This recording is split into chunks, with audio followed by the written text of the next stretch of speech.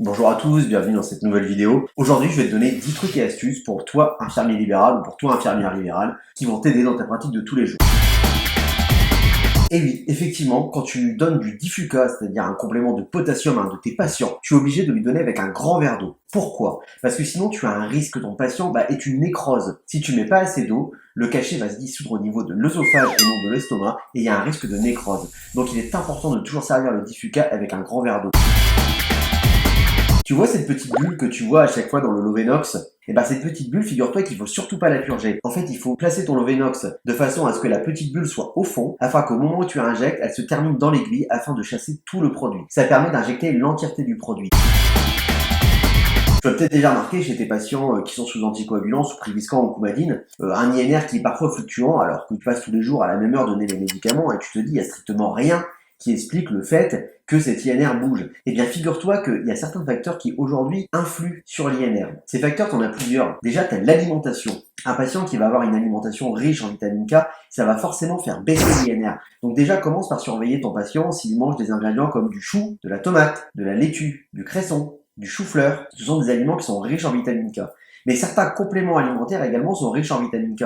Exemple, le ginseng. Donc un conseil, avant de t'affoler, surveille son alimentation.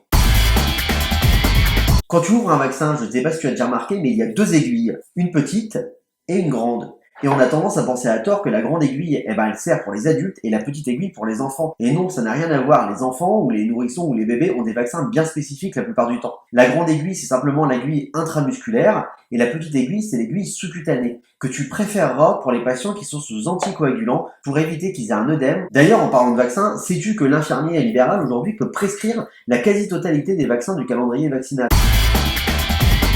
Et oui, il suffit juste de passer une formation de 11 heures et celle-ci te permettra à la fin de pouvoir prescrire des vaccins et de les administrer. Des formations, aujourd'hui tu peux en trouver plusieurs, il y a différents organismes qui en proposent, je vais t'en donner deux comme ça. Tu as par exemple Santé Académie qui te propose des formations de bonne qualité en e-learning, ce qui te permet de rester chez toi et tu as une super formation sur la vaccination. Tu as également des organismes comme Domiris qui eux proposent des formations en présentiel.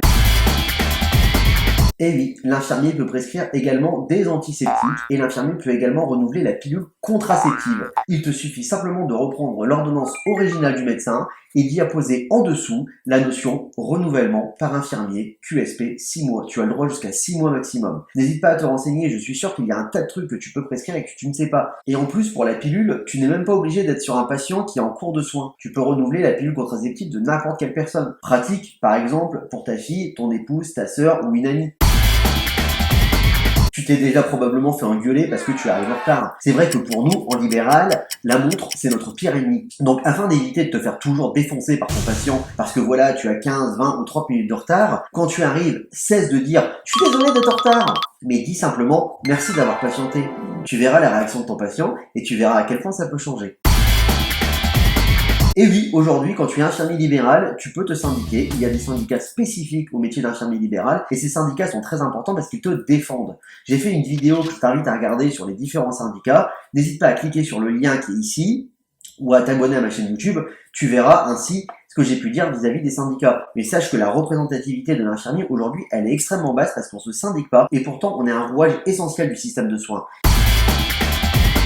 Et oui, quand ton patient est à court de matériel pour ses insulines, tu peux très bien en faire le renouvellement. Tu peux prescrire les aiguilles, tu peux prescrire les lancettes, tu peux prescrire les autopiqueurs. Pour ça, je t'invite à te référer à la NGAP ou à suivre une formation sur la prescription infirmière. Et ouais, en tant qu'infirmier, tu peux disposer de d'adrénaline et tu peux même te le prescrire.